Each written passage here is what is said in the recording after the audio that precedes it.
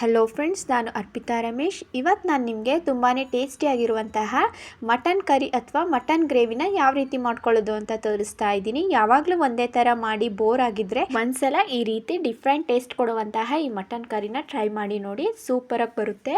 ಅರ್ಧ kg ಆಗೋಷ್ಟು mutton ಚೆನ್ನಾಗಿ ತೊಳೆದು ನೀರು ಸೋರ್ಲಿ ಅಂತ ಒಂದು ಬೌಲ್ಗೆ ಹಾಕೊಂಡು ಎತ್ತಿಟ್ಕೊಂಡಿದ್ದೀನಿ. ಒಂದು ಫ್ರೈಯಿಂಗ್ ಪ್ಯಾನ್ಗೆ ಒಂದು 20 ಗೋಡಂಬಿ, ಒಂದು ಅರ್ಧ ಇಂಚು ಚಕ್ಕೆ, 3 ಲವಂಗ, 2 ಏಲಕ್ಕಿ, ಹಾಗೆ ಒಂದು 4 ಒಣಮೆಣಸಿನ್ಕಾಯಿನ ಹಾಕೊಂಡು ಡ್ರೈ ರೋಸ್ಟ್ ಮಾಡ್ಕೊಳ್ತಾ ಇದ್ದೀನಿ. ನೋಡಿ, ಇವಾಗ ಇದಾಗಿದೆ. ಒಂದು ಪ್ಲೇಟ್ಗೆ ಎತ್ಕೊಂಡು ಮತ್ತೆ ಫ್ರೈಯಿಂಗ್ ಪ್ಯಾನ್ನ ಇಟ್ಟು 1-2 ಟೇಬಲ್ ಸ್ಪೂನ್ ಆಗೋಷ್ಟು ಆಯಿಲ್ನ ಸೇರಿಸ್ಕೊಂಡು 1-2 ಮೀಡಿಯಮ್ ಸೈಜ್ ಈರುಳ್ಳಿನ ಸಣ್ಣದಾಗಿ ಸ್ಲೈಸ್ ಮಾಡಿ ಸೇರಿಸ್ಕೊಂಡು ಫ್ರೈ ಮಾಡ್ಕೊಳ್ತಾ ಇದ್ದೀನಿ. ಈರುಳ್ಳಿ ಕಲರು ಫುಲ್ಲು ಚೇಂಜ್ ಆಗಬೇಕು, ಡಾರ್ಕ್ ಬ್ರೌನ್ ಕಲರ್ ಬರಬೇಕು, ಅಲ್ಲಿ ತನಕ ಚೆನ್ನಾಗಿ ಫ್ರೈ ಮಾಡ್ಕೋಬೇಕು. ಈರುಳ್ಳಿ ಎಲ್ಲ ಚೆನ್ನಾಗಿ ಫ್ರೈ ಆಗಿದೆ, ಇಷ್ಟಾದರೆ ಸಾಕು. ಇದನ್ನು ಹಾರಕ್ಕೆ ಬಿಟ್ಬಿಡೋಣ. ಇದು ಹಾರದ್ಮೇಲೆ ಒಂದು ಮಿಕ್ಸಿ ಜಾರಿಗೆ ಡ್ರೈ ರೋಸ್ಟ್ ಮಾಡ್ಕೊಂಡಿರೋ ಮಸಾಲೆನ ಸೇರಿಸ್ಕೊಂಡು ತರ್ತರಿಯಾಗಿ ರುಬ್ಕೊಂಬರೋಣ.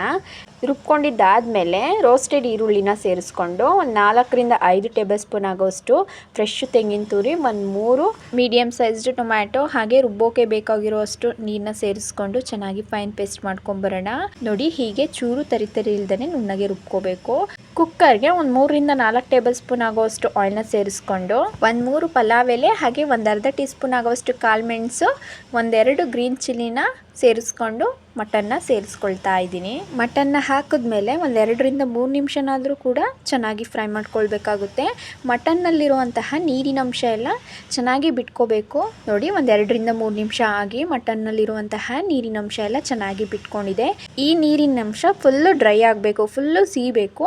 ಅಲ್ಲಿ ತನಕ ಚೆನ್ನಾಗಿ ಫ್ರೈ ಮಾಡಿಕೊಂಡು 1-2 ಟೇಬಲ್ ಸ್ಪೂನ್ ಆಗುವಷ್ಟು ಶುಂಠಿ ಬೆಳ್ಳುಳ್ಳಿ ಪೇಸ್ಟ ಸೇರಿಸ್ಕೊಂಡು ಚೆನ್ನಾಗಿ ಫ್ರೈ ಮಾಡ್ಕೊಳ್ತಾ ಇದ್ದೀನಿ. ಶುಂಠಿ ಬೆಳ್ಳುಳ್ಳಿ ಪೇಸ್ಟು ಅಷ್ಟೇ ಹಸಿ ವಾಸನೆ ಎಲ್ಲ ಹೋಗಿ ಘಮ ಬರೋಕ್ಕೆ ಸ್ಟಾರ್ಟ್ ಆಗಬೇಕು, ಅಲ್ಲಿ ತನಕ ಚೆನ್ನಾಗಿ ಫ್ರೈ ಮಾಡ್ಕೋಬೇಕು. ಇದ್ರ ಜೊತೆಗೆ ಸ್ವಲ್ಪ ಪುದೀನ, ಸ್ವಲ್ಪ ಕೊತ್ತಂಬರಿ ಸೊಪ್ಪು, ಹಾಗೆ ಒಂದು 1/4 ಟೀ ಸ್ಪೂನ್ ಆಗುವಷ್ಟು ಅರಿಶಿನ ಪುಡಿ, 1 ಟೇಬಲ್ ಸ್ಪೂನ್ ಆಗುವಷ್ಟು ಧನಿಯಾ ಪುಡಿ, ಒಂದು ಅರ್ಧ ಟೀ ಸ್ಪೂನ್ ಆಗುವಷ್ಟು red chilli powder, 1/4 tea spoon ಆಗುವಷ್ಟು ಗರಂ ಮಸಾಲ, ಹಾಗೆ ರುಚಿಗೆ ತಕ್ಕಷ್ಟು ಉಪ್ಪನ್ನ ಸೇರಿಸ್ಕೊಂಡು ಚೆನ್ನಾಗಿ ಫ್ರೈ ಮಾಡ್ಕೊಳ್ತಾ ಇದ್ದೀನಿ. ಈ ಮಟನ್ನಲ್ಲಿರುವಂತಹ ನೀರಿನಂಶ ಎಲ್ಲ ಚೆನ್ನಾಗಿ ಸೀದಿರುತ್ತಲ್ಲ, ಸೊ ಅದಕ್ಕೆ ಡ್ರೈ ಅನಿಸುತ್ತೆ. ಒಂದು ಅರ್ಧ ಗ್ಲಾಸ್ ಆಗೋಷ್ಟು ನೀರನ್ನ ಹಾಕ್ಕೊಂಡು ಚೆನ್ನಾಗಿ ಮಿಕ್ಸ್ ಮಾಡಿಕೊಂಡು ಫ್ರೈ ಮಾಡ್ಕೊಳ್ತಾ ಇದ್ದೀನಿ.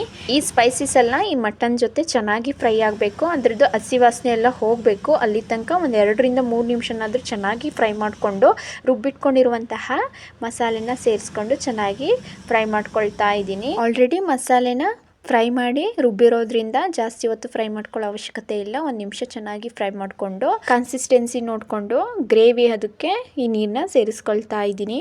ಉದ್ದು ಗ್ಲಾಸಲ್ಲಿ 1 ಗ್ಲಾಸ್ ನೀರು ಹಾಕಿದ್ರೆ ಪರ್ಫೆಕ್ಟ್ ಅಳತೆ ಆಗುತ್ತೆ. ನೋಡಿ, ಈ ಕನ್ಸಿಸ್ಟೆನ್ಸಿಲಿ ಇರಬೇಕು. ಸೊ ನೋಡಿಕೊಂಡು ನೀರನ್ನ ಸೇರಿಸ್ಕೊಳ್ಳಿ. ಇದನ್ನು ಕುದಿಯೋಕೆ ಬಿಡೋಣ. ಕುದಿತಾ ಇರೋ ಟೈಮಲ್ಲಿ ಉಪ್ಪು ಖಾರ ಎಲ್ಲ ಕರೆಕ್ಟ್ ಆಗಿದೆಯಾ ಅಂತ ನೋಡಿಕೊಂಡು ಕಡಿಮೆ ಆಗಿದ್ರೆ ಈ ಟೈಮ್ನಲ್ಲಿ ಸೇರಿಸ್ಕೋಬೇಕಾಗುತ್ತೆ. ನನಗೆ ಉಪ್ಪು ಕಡಿಮೆ ಅನಿಸುತ್ತೋ, ಒಂದು ಅರ್ಧ ಟೀ ಸ್ಪೂನ್ ಆಗೋಷ್ಟು ಉಪ್ಪನ್ನ ಸೇರಿಸ್ಕೊಂಡು ಚೆನ್ನಾಗಿ ಮಿಕ್ಸ್ ಕೊಟ್ಕೊಂಡು ಲಿಡ್ನ ಕ್ಲೋಸ್ ಮಾಡಿ ಒಂದು 4 ವಿಷಲು ಉಡಿಸ್ಕೊಳ್ಬೇಕಾಗುತ್ತೆ. ಮಟನ್ನು ಯಾವ ಹದದಲ್ಲಿದೆ ಅನ್ನೋದ್ರ ಮೇಲೆ ವಿಷಲ್ನ ಉಡಿಸ್ಕೊಳ್ಬೇಕಾಗುತ್ತೆ. ತುಂಬ ಎಳೆದಾಗಿದ್ದರೆ ಒಂದು 4 ವಿಷಲ್ ಸಾಕಾಗುತ್ತೆ. 4 ವಿಷಲ್ ಆಗಿ ಕುಕ್ಕರ್ ಕೂಡ ತಣ್ಣಗಾಗಿ ಲಿಡ್ನ ಓಪನ್ ಮಾಡಿ ತೋರಿಸ್ತಾ ಇದ್ದೀನಿ. ನೋಡಿ ಎಷ್ಟು ಚೆನ್ನಾಗಾಗಿದೆ ಅಂತ ಈ ಮಟನ್ ಕರಿ ಅಂತ ಅನ್ನೋದು. ಮಟನ್ ಕೂಡ ಚೆನ್ನಾಗಿ ಬೆಂದು ಈ ಗ್ರೇವಿ ಟೆಕ್ಸ್ಚರ್ ಕೂಡ ಚೆನ್ನಾಗಿ ಬಂದಿದೆ. ರೋಟಿ, ಚಪಾತಿ, ದೋಸೆ, ಇಡ್ಲಿ, ರೈಸ್, ಗೀ ರೈಸ್, ಮುದ್ದೆ ಎಲ್ಲದಕ್ಕೂ ಕೂಡ ಸಖತ್ ಕಾಂಬಿನೇಷನ್ ಆಗಿರುತ್ತೆ. ಈ ರೆಸಿಪಿ ನಿಮಗೆ ಇಷ್ಟ ಆಗಿದ್ರೆ ಮನೇಲಿ ಒಂದ್ಸಲ ಟ್ರೈ ಮಾಡಿ, ಹೇಗೆ ಬಂತು ಅಂತ ಕಮೆಂಟ್ ಸೆಕ್ಷನಲ್ಲಿ ಕಮೆಂಟ್ ಮಾಡಿ ತಿಳಿಸಿ. ಹಾಗೆ ಲೈಕ್ ಮಾಡಿ, ಶೇರ್ ಮಾಡಿ. ಇನ್ನಷ್ಟು ಈಸಿ ರೆಸಿಪೀಸ್ಗೋಸ್ಕರ ನಮ್ಮ ಚಾನಲ್ನ ಸಬ್ಸ್ಕ್ರೈಬ್ ಮಾಡ್ಕೊಳ್ಳೋದಂತೂ ಮರಿಬೇಡಿ. Thank you.